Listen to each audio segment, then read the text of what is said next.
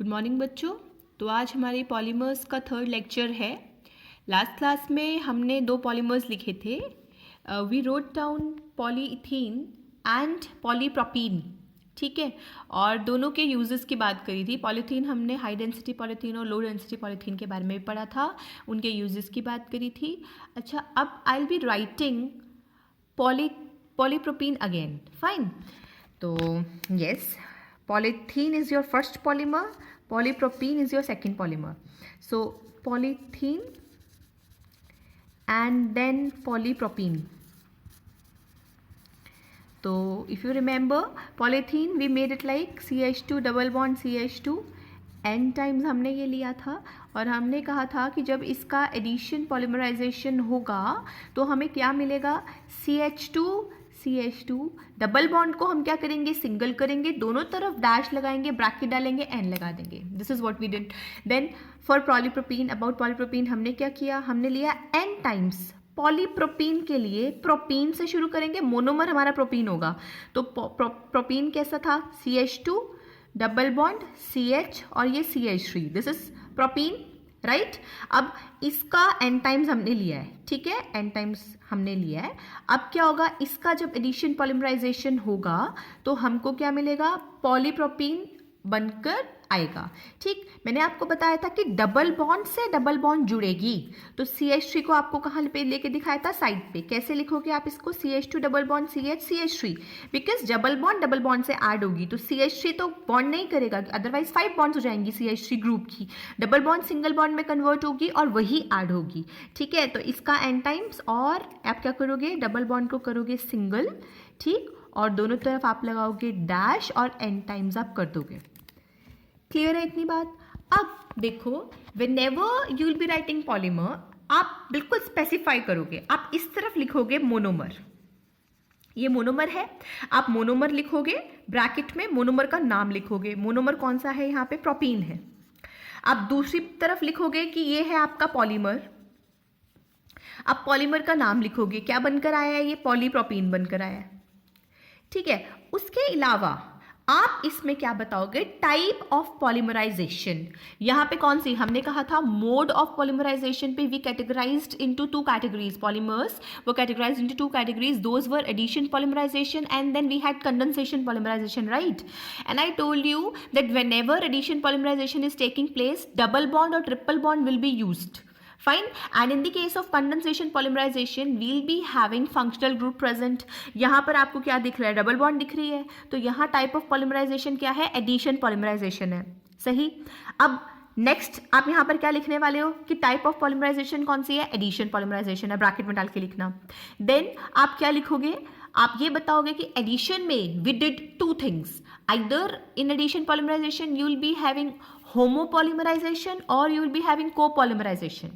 If you remember, homopolymerization was the one जिसमें एक ही unit अपने साथ ऐड होता जाता है, जैसे पॉलीथीन में हुआ, इथीन के साथ जुड़ता रहा, जैसे प्रोपीन में हुआ, प्रोपीन जुड़कर पॉलीप्रोपीन बना रहे हैं, तो एक ही यूनिट है जो रिपीट हो रहा है, तो होमोपॉलीमर्स हैं ये क्या है, होमोपॉलीमर है। ये एडिशन पॉलीमराइजेशन का जो सब कैटेगरी है वो क्या है, होमोपॉलीमराइजेशन है। डन। उसके बाद क्योंकि आप नेक्स्ट पे जाओगे कि पॉलीमर हमने बनाया तो इसका यूज क्या है, पॉलीप्रोपीन हम किस लिए यूज करते हैं, हमने यूज डिस्कस किया था। अब यूज के बेस पर आप इसको बताओगे कि ये किस तरह का पॉलीमर है, जैसे कि ये स्लाइटली ब्रांच्ड पॉलीमर है, जो हमने कैटेगरीज पहले पढ़ी थी ना, सोर्सेज के बेस पे पढ़ी थी, राइट। और हमने पढ़ा था on the basis of structure, हमने पढ़ा था on the basis of intermolecular forces. अब इसमें फोर्सेस कैसी रहेंगी वो करके आप बताओगे कि ये किस कैटेगरी का, ये प्लास्टिक पड़ेगा, थर्मोप्लास्टिक पड़ेगा, थर्मोसेटिंग पड़ेगा, इलास्टोमर पड़ेगा या फिर फाइबर पड़ेगा। ये सारी क्लासिफिकेशंस आपको करनी है। उसके लिए आप क्या करोगे, ऐसे बारी बारी ब्रैकेट में, पहले तो you will be listing down all the polymers. After that you will prepare a table, right? I'll just tell you.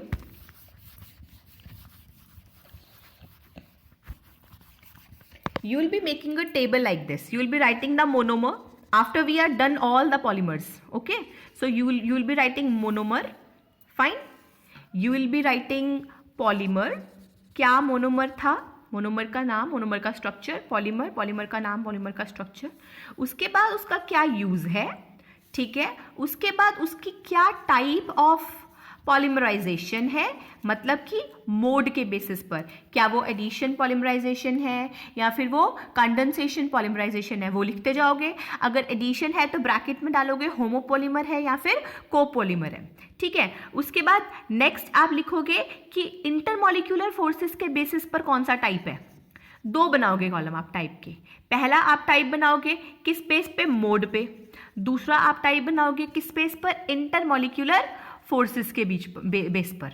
तो दिस वे आपके जो मतलब पूरा ये जो चैप्टर होगा वो पूरा चैप्टर आपका एक डबल शीट में आ जाएगा। तो you will be making this type of a table on the double sheet of a paper after we are done with all the polymers. Is that clear? So now moving on to the third polymer of today. So third polymer, now let us do polystyrene. Okay, polystyrene, as the name suggests, since polystyrene is being formed, तो poly means many units of what, styrene। तो यहाँ जो monomer आपका होने वाला है, monomer क्या होने वाला है आपका, styrene will be the monomer। अब you will be getting a lot of new names in this chapter। तो ये चैप्टर में है ही सिर्फ इतनी सी बात, that you have to remember all the names and the structure, this is it। Chapter में यही है बस, this is it. Then styrene, styrene is actually this structure, benzene ring के ऊपर CH double bond CH2, benzene ring के ऊपर CH double bond CH2। कई बार ये आपको ऐसा भी देखने को मिलेगा C6H5, क्योंकि बेंजीन को फिनाइल ग्रुप को हम इस तरह से लिख सकते हैं CH डबल बॉन्ड CH2, तो सेम ही है, you don't have to confuse. अब क्योंकि पॉलीमराइजेशन करते टाइम ये कहाँ जाएगा, फिनाइल ग्रुप साइड में जाएगा, तो वो उसको नीचे बनाकर भी लिख सकता है, तो you don't have to confuse, ये दोनों एक ही बात है। तो मोनोमर है यहाँ पे स्टाइरीन। आप इसका IUPAC नेम बताएं क्या होगा, फर्स्ट यूनिट, फर्स्ट कार्बन ये वाला हमने लेते हैं, फर्स्ट कार्बन पे ही फिनाइल है, फर्स्ट कार्बन पे ही डबल बॉन्ड है, दो कार्बन है तो इथ होगा, ठीक है। तो 1 phenyl ethene, what is this, 1 phenyl ethene हम इसको बोल सकते हैं, राइट। तो अब इसके n यूनिट लेने पड़ेंगे हमें, ठीक है। अब इसमें पॉलीमराइजेशन होगा। अब बताओ पॉलीमराइजेशन होगा तो यहाँ जो टाइप ऑफ पॉलीमराइजेशन है वो कौन सा आपको नजर आ रहा है, कोई फंक्शनल ग्रुप है, नहीं है, we only can see double bond present here. So यहाँ पे जो टाइप ऑफ पॉलीमराइजेशन होगा वो होगा एडिशन, राइट। अब एडिशन में कौन सा टाइप होगा, यहाँ पर एडिशन में सेम यूनिट जो है स्टाइरीन ही स्टाइरीन के साथ कंबाइन होने वाला है, तो the type of polymerisation will be homopolymerisation, which homopolymerisation. Is this clear. अब क्या होगा, कैसे बनेगा पॉलीमर, जब बनेगा तो आपको एग्जैक्टली यही स्ट्रक्चर लिखना है, CH CH2 और नीचे आपने लगा दी फिनाइल रिंग, ठीक है। अब क्या होगा, ये डबल बॉन्ड के ऊपर ऐड होगी, तो डबल बॉन्ड क्या हो जाएगी, सिंगल, दोनों तरफ ये यूनिट जुड़ते जाएंगे, तो दोनों तरफ extension, bracket and then n times. तो ये स्टाइरीन था और ये आपका क्या हो गया, पॉलीस्टाइरीन, ठीक है। ये हो गया आपका polystyrene. And polystyrene is also a type of a plastic, ठीक है। तो ये एक थर्मोप्लास्टिक्स की कैटेगरी में आता है, और ये जो है इंसुलेशन, जो वायर्स होती हैं, जो आपकी कॉपर वायर्स होती हैं, उसके ऊपर जो प्लास्टिक इंसुलेशन होती है उसमें यूज़ किया जाता है। जो रैपिंग पेपर होते हैं, रैपिंग मटेरियल्स होते हैं, उसको बनाने के लिए यूज़ किया जाता है। जो टॉयज़ वगैरह होते हैं, प्लास्टिक के टॉयज़ आते हैं ना, उनको बनाने के लिए यूज़ किया जाता है। उसके अलावा जो टीवी का, रेडियो पहले आया करते थे, रेडियो का जो उनकी बॉडी होती थी, जो प्लास्टिक की बॉडी हमको नज़र आती थी, वो भी पॉलीस्टाइरीन का बनता है। Is this clear, fine. So very simple, polymer number 3, polystyrene. Now let us do the next polymer. So the next polymer will be PVC, polyvinyl chloride, polymer number 4। सुना होगा आपने, नाम जरूर सुना होगा PVC का, PVC, polyvinyl chloride। So I can very well से कि आपको इसमें मोनोमर तो पता लग ही गया होगा। पॉली किसके आगे लगा है, विनाइल क्लोराइड के लिए, तो vinyl chloride is your monomer, ठीक है। कौन होगा यहाँ पे मोनोमर, होगा आपका विनाइल क्लोराइड, ठीक। अब विनाइल क्लोराइड क्या होता है? विनाइल डबल बॉन्ड के ग्रुप पर जब कोई प्रेजेंट होता है एटम तो उसको विनाइल कहा जाता है। मतलब जिस कार्बन पे डबल बॉन्ड है कोई और सब्स्टिट्यूएंट उसी पर्टिकुलर कार्बन पे प्रेजेंट होगा तो उसे कहा जाएगा विनाइल। तो विनाइल क्लोराइड है 2 कार्बन, डबल बॉन्ड है तो 2 कार्बन मिनिमम रिक्वायरमेंट होगी ही, तो 2 carbon double bond and then Cl हमने लगा दिया। अब कार्बन की वैलेंसी आप फिल करोगे तो ये क्या बन गया? बेसिकली 1 क्लोरोइथीन। विनाइल क्लोराइड क्या है आपका? 1 क्लोरोइथीन। तो वो विनाइल क्लोराइड की जगह अगर 1 क्लोरोइथीन बोल देगा तो वो एक ही बात है, विनाइल क्लोराइड या फिर 1 क्लोरोइथीन, सेम थिंग, राइट। अब हमने इसके कितने यूनिट लेने हैं? पॉलीमराइजेशन करानी है तो n यूनिट्स हमने इसके लेने हैं। अब n टाइम्स जब ये कंबाइन होगा, राइट। अब देखो डबल बॉन्ड है तो अगेन टाइप ऑफ पॉलीमराइजेशन यहाँ पर क्या है? एडिशन पॉलीमराइजेशन होगी। क्लियर है? सेम यूनिट अपने आप में कंबाइन होगा तो एडिशन के अंदर ये कौन सी कैटेगरी है? होमोपॉलीमर है। ठीक, पॉलीमर बनकर आएगा। पॉलीमर का स्ट्रक्चर आप कैसे बनाओगे? आप CH डबल बॉन्ड की करेंगे आप सिंगल बॉन्ड, CH2 Cl को डालेंगे यहाँ साइड में सब्स्टिट्यूएंट, क्योंकि वो डबल बॉन्ड में नहीं आएगा। अगर ये 1 क्लोरोइथीन है तो डबल बॉन्ड अगर मैं ऐसे नहीं बना सकती हूँ भाई, ऐसे नहीं बना सकती हूँ, Cl 2 बॉन्ड नहीं करेगा, तो Cl को हमें साइड में ही लेना पड़ेगा। हमने साइड में ले लिया, दोनों तरफ डैश लगा दिया और n टाइम्स बन गया कर दिया, तो ये आपका हो गया पॉलीविनाइल क्लोराइड, जिसको शॉर्ट में PVC कहा जाता है। ठीक है। अब बात आती है, ये एडिशन पॉलीमराइजेशन है, होमोपॉलीमराइजेशन है, बिल्कुल ठीक। अब बात है इसके यूजेस की। क्या यूजेस होते हैं पॉलीविनाइल क्लोराइड के? तो पॉलीविनाइल क्लोराइड जो है ये बहुत ही वाटर रेजिस्टेंट पॉलीमर होता है, तो इसको जो रेन कोट्स होते हैं या जो हैंड बैग्स होते हैं उनको बनाने के लिए, जो वाटर जो पाइप्स होती हैं, प्लास्टिक की पाइप्स होती हैं, मेन इसका जो आजकल एप्लीकेशन है वो यही है, जो वाटर कैरिंग पाइप्स होती हैं जो बाथरूम में आप यूज़ करते हैं उसमें ये यूज़ किया जाता है। Other than that vinyl coating आती है, फ्लोर को कोट करने के लिए विनाइल कोटिंग यूज़ की जाती है। मतलब वाटर रेजिस्टेंट प्रॉपर्टीज़ जहाँ जहाँ हमें अप्लाई करनी है वहाँ पर हम विनाइल कोटिंग जो है कर देते हैं, because this is hydrophobic in nature. Fine. So then moving towards the next polymer number 5, which is your we'll be doing here PAN. PAN again is a short name. See, you have to keep in mind these short names ना, क्योंकि 1 mark में वो क्या करता है, short name ही डाल देता है। What is pan? तो एकदम बच्चा आउट हो जाता है कि पैन भाई क्या था, हमने कभी पढ़ा था? पैन बिल्कुल आपने पढ़ा होगा 8th क्लास में भी। पैन टर्म जो थी, आप अगर NCERTs आपको याद हो तो पॉलीमर नाम का चैप्टर 8th में भी था पैन, वहाँ पर भी एक टर्म डाली जाती है। तो पैन जो है इसकी फुल फॉर्म है यहाँ पर हमारे पास polyacrylonitrile. See, in this chapter there will be a lot of remembrance ही है। प्रैक्टिस करोगे आप 3-4 बार, सारे स्ट्रक्चर्स बना के देख लोगे तो मेमोरी में अपने आप ही आपके आ जाएगा, कोई एक्स्ट्रा कष्ट आपको नहीं करना पड़ेगा। So PAN stands for polyacrylonitrile. See, अब मुझे बताने की भी जरूरत नहीं है कि इसमें मोनोमर क्या होगा। मोनोमर क्या होगा? इसमें एक्राइल नाइट्राइल होगा। ठीक है, एक्राइलो नाइट्राइल इसका मोनोमर होता है। अब बात आती है कि एक्राइलोनाइट्राइल है क्या? Acrylonitrile is actually CH2 double bond CH और CN साइनाइड।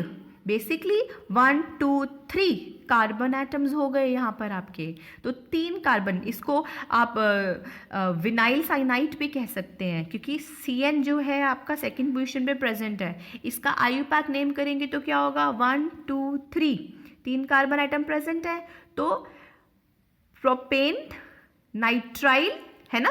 प्रोपेन 3 के लिए प्रोपेन और CN के लिए क्या यूज करते थे हम? नाइट्राइल यूज करते थे। और सेकेंड पोजीशन पे क्या प्रेजेंट है? डबल बॉन्ड प्रेजेंट है, तो प्रोप 2 इन नाइट्राइल इसका जो है कॉमन नेम, IUPAC नेम हो जाएगा। अब हमने n टाइम्स लिया ये, ठीक। अब क्या करेंगे? पॉलीमराइजेशन करवाएंगे अगेन डबल बॉन्ड के ऊपर डबल बॉन्ड ऐड होने वाली है, तो पॉलीमराइजेशन एडिशन होगी और उसमें सब category same unit will be repeating. So the subcategory will be what? I think by now it should be clear. Homopolymerisation, see मैंने अभी तक जितने एग्जाम्पल लिए हैं सारे लिए ही होमो पॉलीमराइजेशन और एडिशन पॉलीमराइजेशन के हैं. अभी आगे आएंगे दूसरे एग्जाम्पल्स. आप क्या करेंगे, you will B converting this double bond into single bond, right? You'll be putting this CN as a substituent group because it won't be the part of the main chain. ये side में चला जाएगा branch की तरह, slightly branch structure रहेगा. जहाँ पर भी साइड चेन आ रही है वो साइटली ब्रांच स्ट्रक्चर्स रहेंगे, ठीक है. और आपका जो पैन बनकर आ जाएगा. Now PAN, it is a PAN, polyacrylonitrile बन चुका. PAN is actually a fibre. ये किस कैटेगरी में है, फाइबर्स की कैटेगरी में है. ये फैब्रिक बनाने के लिए, सिंस फाइबर टू फैब्रिक बनाने के लिए यूज़ किया जाता है. It is use as a very good substituent of wool. Wool जो होती है, अगर हमको नेचुरल वूल चाहिए तो वो तो हमें एनिमल से डिराइव करनी पड़ेगी, which is an expensive, right. So this is a synthetic polymer which is use as a substituent of wool. तो बहुत सारे फैब्रिक में इसको मिक्स करके भी यूज़ कर सकते हैं. और इससे बनने वाला जो फैब्रिक होता है उसको ऑरलॉन कहा जाता है या फिर एक्रिलिन कहा जाता है. Is this clear? ऑरलॉन और एक्रिलिन कहा जाता है. तो it is use as a substituent for wool. Fine. And yes, this type of a fabric, जैसे नेचुरल जो वूल होती है उसके ऊपर मतलब उस इंसेक्ट्स जो है अटैक कर सकते हैं क्योंकि वो बायोडिग्रेडेबल होती है. बट देन क्योंकि this is synthetic, so this is resistant to chemicals as well as insects as well as fungus. Fine. So then moving towards the next polymer number 6. So polymer number 6 will be Teflon. Next polymer that we are going to use is Teflon. Teflon is actually the short spell name of tetrafluoroethene. Fine. Teflon is the short spell name of tetrafluoroethene. Okay. So Teflon जो है वो बनाया जाता है. अब tetrafluoroethene बनकर आ रहा है, ठीक है. तो पॉली टेट्राफ्लोरोइथीन पॉलीमर होगा पूरा. तो ये बनकर आ रहा है. तो इसका जो मोनोमर लिया जाता है वो टेट्राफ्लोरोइथीन है. इथीन, इथ, दो कार्बन, दोनों कार्बन पे double bond. Tetrafluoro means 4 fluorine atoms are to be there. So 2 on this carbon and 2 on this carbon. दो ही वैलेंसी है इनकी. तो n टाइम्स मैंने इसको लिया. अगेन हम पॉलीमराइजेशन करवाएंगे. Then what will happen, will have CF2 single bond, CF2 dash on both the sides, and then we'll put n beneath it. Again, since only double bond is repeatedly being added, so this type of polymerization is addition polymerization, right? And then addition, the subcategory of addition, since the same molecule is being added, so it will be homo polymerization. Addition के अंदर कौन सी category हो जाएगी, ये होमो polymerisation हो जाएगी. Now अब बात करते हैं हम टेफ्लॉन के यूजेस की. तो टेफ्लॉन जो है it is it is a plastic kind of A material. And ये जो नॉन स्टिक कुकवेयर्स होते हैं, मतलब जो इसका मोस्ट इंपॉर्टेंट यूज़ है वो यही है कि टेफ्लॉन कोटेड यूटेंसिल्स आते हैं. आपने अगर कभी एड वगैरह सुनी हो तो टेफ्लॉन कोटेड होते हैं. तो because it is use for making non stick जो पैन्स और कढ़ाईज जो आजकल आ रही हैं, तो कुकिंग में नॉन स्टिक कोटिंग करने के लिए आप टेफ्लॉन को यूज़ करते हो, ठीक है. एंड येस, आजकल इसकी बहुत ज़्यादा डिमांड है टेफ्लॉन कॉटेड मटेरियल की. But then if you heat Teflon to a very high temperature, let's say above 100 degree Celsius, तो टेफ्लॉन की जो कोटिंग है वो भी डिकम्पोज हो जाती है. तो मतलब देखो, पहले क्या होता था, पहले जो भी पेंट होता था आपके यूटेंसिल्स में, अगर आप उसको बहुत if you subjected to heat तो क्या होता था, वो ब्रेक हो जाता था बिकॉज वो पॉलीमर्स नहीं होते थे. पॉलीमर की जो फिनिश आती है, जैसे पेंट में भी when you are using a polymer, तो आप कहते हैं ना कि 100 साल तक जो है पेंट चलता रहेगा. क्यों चलता रहेगा? बिकॉज पॉलीमर का मतलब है एक यूनिट दूसरे यूनिट से पकड़ कर बैठा हुआ है, उसको बीच में ब्रेक नहीं कर सकते हो आप. तो पहले आप देखते थे कि जैसे पेंट उतर जाता था, पापड़ी सी बनकर उसमें क्रैक्स आ जाते थे, उतर जाता था, क्योंकि वो पॉलीमर नहीं था, डिस्क्रीट यूनिट थे, अलग अलग यूनिट थे. तो अलग अलग यूनिट होते थे, वो टूट जाते थे. अब क्या है, पूरा एक चेन की तरह एक ने दूसरे को एकदम पकड़ कर ये मॉलिक्यूल्स बैठे हुए हैं. तो इनको जो रिमूवल है, मतलब इनकी जो लाइफ है वो बढ़ गई है. पॉलीमर होने की वजह से, पॉलीमर इंडस्ट्री आने की वजह से पेंट्स की लाइफ बढ़ गई है, जो मतलब सारी चीज़ों में जहाँ पर भी पेंटिंग वेंटिंग होती थी वो बेटर आप डिराइव कर पा रहे हो because of the revolution in the polymer industry. तो टेफ्लॉन का भी यही होता है, अगर आप मतलब 300 डिग्री सेल्सियस से ऊपर if you subject heat to it, तब भी ये जो है इसकी कोटिंग ब्रेक हो जाएगी, तब वहाँ पे जाकर ये पॉलीमर अपनी बॉन्डिंग तोड़ देता है, डिकम्पोज हो जाता है। Fine, so it has been many times asked in your board examination, name the polymer which is used to make non ये कोट रेजिस्टेंट, मतलब जो है नॉन स्टिक कुकवेयर बनाने के लिए जो पॉलीमर यूज़ किया जाता है उसका एग्जाम्पल दिखो, तो उसका नाम है टेफ्लॉन। टेफ्लॉन यूज़ किया जाता है। Is this clear? What is Teflon? The monomer of Teflon is CF2 double bond CF2, that is tetrafluoroethene, and then ये बनेगा poly tetrafluoroethene which is shortly called as Teflon, right? Fine. So yes, moving towards the next polymer. Next polymer of ours will be polymer number 7. We can do natural rubber now. Fine. Polymer number 7 is your natural rubber. नाम ही polymer का natural rubber है। Natural rubber, जो nature में हमें rubber मिलती है, latex of the tree से मिलती है, सुना होगा आपने, है ना। वो लेटेक्स ऑफ द ट्री क्या होता है? It is actually colloidal solution of the latex which is derived in water. तो उससे आप उसको डिराइव करते हो, रबड़ को बनाते हो। तो ये जो इसके जो ट्रीज़ हैं वो इंडिया में भी, इंडोनेशिया में, मलेशिया में, श्रीलंका में अलग अलग जगह मिलते हैं। तो रबर वहाँ से आप डिराइव करते हो। तो actually natural rubber is a polymer itself. तो जो स्ट्रक्चर होता है हमारे पास नेचुरल रबर का, वो हम अभी बनाते हैं। उसके लिए पहले हम उसका मोनोमर देखते हैं। मोनोमर क्या है? तो अब यहाँ जो इसका मोनोमर होता है उसे कहा जाता है 2-मिथाइल ब्यूटा 1,3-डाइईन। 2-मिथाइल ब्यूटा 1,3-डाइईन, ये आपका मोनोमर है। किसका मोनोमर है? नेचुरल रबर का। इसी नाम को प्यार से आइसोप्रीन भी कहा जाता है। क्या कहा जाता है? इसका प्यार वाला नाम यानी कि इसका कॉमन नेम आइसोप्रीन है। So we have two methyl buta 1,3-डाइईन। सी, पीछे जो आपने अभी कुछ पॉलीमर्स किए हैं वो सब सेम टाइप के थे। 2 कार्बन थे, दोनों कार्बन में डबल बॉन्ड थी और कोई एक सब्स्टिट्यूएंट प्रेजेंट था। अभी आगे आने वाले जो आप 3 पॉलीमर्स करोगे वो सब ब्यूटा 1,3 नहीं 4 पॉलीमर्स हम करेंगे, वो सब ब्यूटा 1,3-डाइईन के डेरिवेटिव्स होने वाले हैं। Is this clear? जो हमने पीछे अभी तक जितने पॉलीमर्स किए थे, लर्निंग में आपको इसी तरह से आसान होगा। You have to make up some relationship. पीछे वाले जितने भी पॉलीमर्स थे, चाहे हमने विनाइल क्लोराइड किया, हमने पॉलीएक्राइल नाइट्राइल किया, हमने पॉलीस्टाइरीन किया, सब में क्या था? 2 कार्बन प्रेजेंट थे, दोनों कार्बन के बीच में डबल बॉन्ड थी और कोई एक सब्स्टिट्यूएंट प्रेजेंट था। अभी जो हम नेक्स्ट 4 पॉलीमर्स करने वाले हैं वो सब ब्यूटा 1,3-डाइईन के डेरिवेटिव्स होंगे। तो आप इस नाम से ज़रा फेमिलियर हो जाओ। क्या नाम है? ब्यूटा 1,3-डाइईन। इसके ऊपर क्या सब्स्टिट्यूएंट प्रेजेंट है? 2-मिथाइल। 2-मिथाइल ब्यूटा 1,3-डाइईन क्या कहा जाता है इसको? आइसोप्रीन। 1 मार्क का क्वेश्चन रिसेंटली, मतलब पिछले लास्ट ईयर आया था कि name the monomer of natural rubber. So monomer of natural rubber is isoprene. Very simple. Fine. So yes, we'll make up this structure now. Buta 1,3-diene have to make. So buta means we have 4 carbon atoms. 1 and 3rd position पे I am having a diene, so double bond. And then 2nd carbon पर I am having a methyl group CH3. अब इनके hydrogen atoms आप fill कर दो, right? Clear?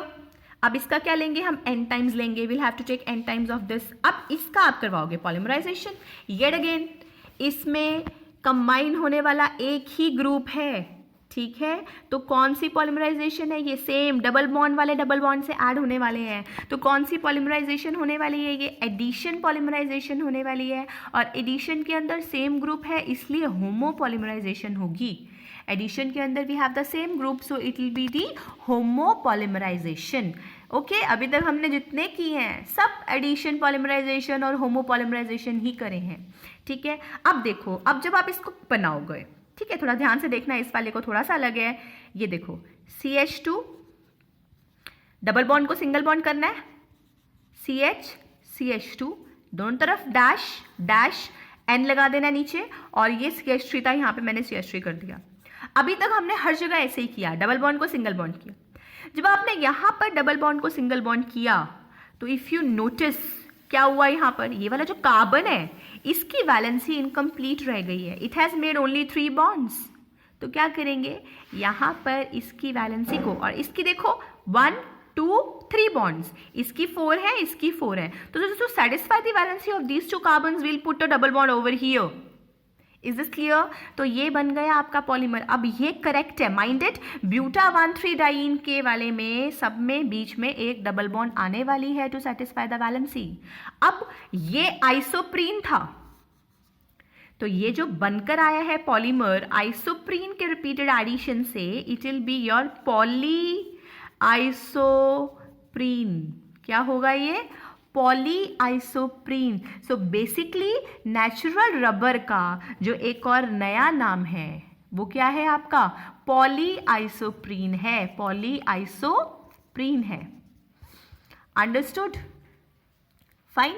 अब natural rubber, since rubber है तो इसके जो यूजेस होंगे, यूजेस क्या होंगे? टायर्स वगैरह बनाने के लिए, जहाँ पर भी रबर के एप्लीकेशंस होते हैं वहाँ पर आप इसको यूज़ करोगे। इसमें इलास्टिक प्रॉपर्टीज़ भी होंगी, तो किस कैटेगरी में आप इसको प्लेस करोगे? इलास्टोमर्स है, नेचुरल रबर है तो इलास्टिक प्रॉपर्टीज़ होंगी ना, तो ये किस कैटेगरी में आने वाले हैं? इलास्टोमर्स के अंडर ये आने वाले हैं, ठीक है। पर नेचुरल रबर की एक प्रॉब्लम होती है, उसकी प्रॉब्लम ये है क्योंकि ये बायोडिग्रेडेबल होती है, तो इस पे जो इंसेक्ट्स हैं, जो जर्म्स वगैरह होते हैं वो अटैक करते हैं, जिसकी वजह से इसको डिग्रेड कर देते हैं। तो और प्लस ये बहुत सॉफ्ट होती है, बहुत ज़्यादा हाई टेम्परेचर पे और बहुत लो टेम्परेचर पे ये ब्रिटल होती है, ब्रेक डाउन हो जाती है। तो बहुत ज़्यादा आप इसको एप्लीकेशन में नहीं ला पाते जब तक आप इसको थोड़ा सा प्रोसेस ना कर दो। तो नेचुरल रबर को थोड़ा सा बेटर बनाने के लिए, इसकी प्रॉपर्टीज़ को इम्प्रूव करने के लिए, इसको chemical resistant and insect resistant बनाने के लिए we do one step which is known as vulcanization of rubber. क्या कहा जाता है उसे?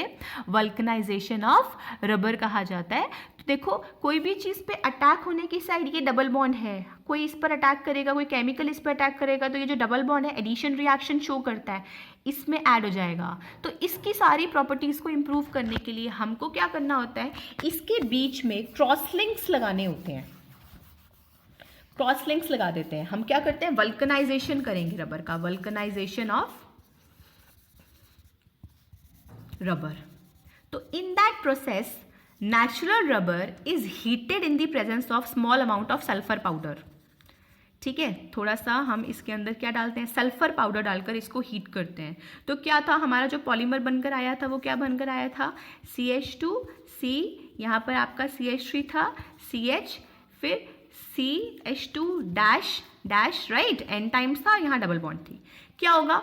हम एक और यूनिट में सेम ऐसा बना रही हूँ, डैश एंड डैश, राइट। अब ये जो डबल बॉन्ड है ना, सल्फर क्या करेगा? इस डबल बॉन्ड को ब्रेक करेगा।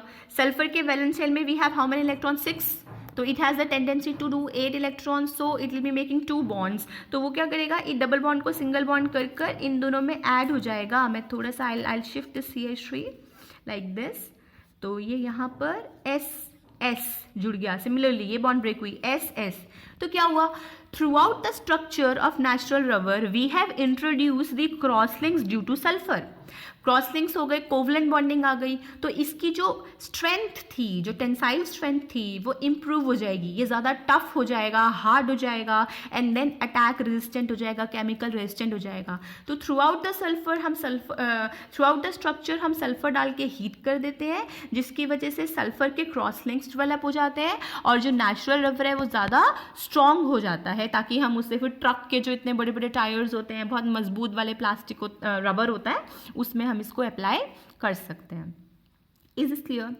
एक और बात नेचुरल रबर के बारे में, क्योंकि इस स्ट्रक्चर में, पॉलीआइसोप्रीन के स्ट्रक्चर में, we are having a double bond in between.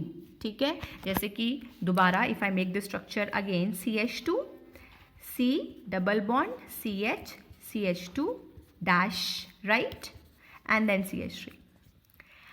If you look along this double bond, if you look along this double bond, I can say इस कार्बन पे दो ग्रुप प्रेजेंट है CH2 एंड CH3. सिमिलरली इस carbon पे भी दो group present है. कौन से दो ग्रुप प्रेजेंट है? Rewriting the structure CH2, rewriting the structure CH3 double bond CH2 and then ये हाइड्रोजन. एक तो ये चेन प्रेजेंट है, ठीक है, और एक क्या प्रेजेंट है? हाइड्रोजन प्रेजेंट है. तो ये नेचुरल रबर, आपको कुछ याद आया हो, डबल बॉन्ड के आसपास ऊपर और नीचे A B ग्रुप हम बनाते थे, उसको सिस ट्रांस बोलते थे. If you remember that, cis and trans isomerism. Remember, अगर डबल बॉन्ड के अलोंग A ऊपर है और यहाँ A ऊपर है, यहाँ B नीचे है, B नीचे है, this is cis. But then same group अगर ऑपोजिट पोजिशंस पे प्रेजेंट होते हैं तो क्या कहते हैं? उसे ट्रांस. अब यहाँ पर we don't have the same groups, we don't have the like groups, but then CH2 long chain है, ठीक है, ये लॉन्ग चेन है. तो अब क्या होता है, जब लॉन्ग चेन सेम साइड पे हो जाती हैं तो उसे सिस, छोटे छोटे ग्रुप सेम साइड पे हो गए, सिस. अगर ये ऑपोजिट होता तो trans. And it has been seen that natural rubber is occurring in the cis conformation. cis form में ये मिलता है नेचर में, ठीक है. तो इसलिए इसका दोबारा पूरा नाम जो हो जाता है नेचुरल रबर का, that tends out to be cis 1,4 because position of the double bond polyisoprene. Please remember, the full name of natural rubber turns out to be cis 1,4 polyisoprene. Is that clear? So yes, now moving to the next polymer, polymer number 8.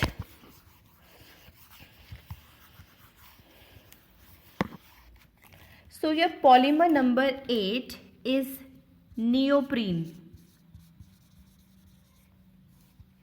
Polymer number 8 is neoprene. Now, neoprene is a type of a synthetic rubber. जो natural rubber थी ना, उसमें बहुत ज़्यादा elastic properties नहीं होती, पर आजकल अगर आप रबर बैंड्स देखो तो मतलब जितने वो होते हैं ऑलमोस्ट उसकी ट्वाइस थ्राइस लेंथ के आप उसको स्ट्रेच कर सकते हो, इतनी ज़्यादा इलास्टिक प्रॉपर्टीज़ होती हैं. तो दो ज़्यादा synthetic types of rubber and neoprene is one of them, ठीक है. तो neoprene is a synthetic rubber and the monomer of neoprene is, monomer है यहाँ पर 2-chloro ब्यूटा 1,3-डाइईन. मैंने अभी आपको बोला कि आप इसके अंदर अब ब्यूटा 1,3-डाइईन वाले स्ट्रक्चर्स करने वाले हैं. तो नियोप्रीन का जो मोनोमर है वो क्या है? 2-chloro ब्यूटा 1,3-डाइईन. Is this clear? सो अब नियोप्रीन को ये जो पूरा नाम है ना 2-chloro ब्यूटा 1,3-डाइईन, इसको हम क्लोरोप्रीन भी बोलते हैं. जैसे वहाँ आइसोप्रीन था ना, इसको क्लोरोप्रीन भी कहा जाता है शॉर्ट में. आईयूपैक नेम है 2-chloro ब्यूटा 1,3-डाइईन और शॉर्ट में आप कहते हैं इसको chloroprene. So now I will be making this chloroprene out here. Okay, तो 2-chloro ब्यूटा 1,3-डाइईन will be making 4 carbon atoms. Will be putting double bond on 1/4 position. Second carbon पे will be putting the chlorine atom. Then just satisfying the valency of hydrogen atoms, right? N times, I've taken N times. अब बस this will undergo polymerization.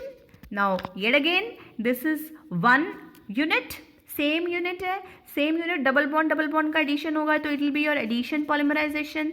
Same unit is getting repeated so it will be your homo polymerization. Again आपका polymer क्या बनकर आएगा? ध्यान से देखिएगा, CH2 double bond को सिंगल करा, CH2 और ये Cl ले लिया साइड पे, दोनों तरफ डैश लगाया और N कर दिया, राइट, नीचे लगा दिया N. अब इस कार्बन की वैलेंसी इनकम्प्लीट रह गई, इसे कंप्लीट कर दिया क्या लगाकर? यहाँ पर डैश लगाकर. तो ये है आपका क्लोरोप्रीन या 2-chloro ब्यूटा 1,3-डाइईन. ये है आपका नियोप्रीन, ठीक है, नियोप्रीन. और क्योंकि ये क्लोरोप्रीन के रिपीटेड एडिशन से बना है तो इसको आप पॉलीक्लोरोप्रीन भी कहते हैं. तो if it is being written neoprene or polychloroprene, it is one and the same thing. Are you following? Neoprene or polychloroprene is written, it is one and the same thing, right?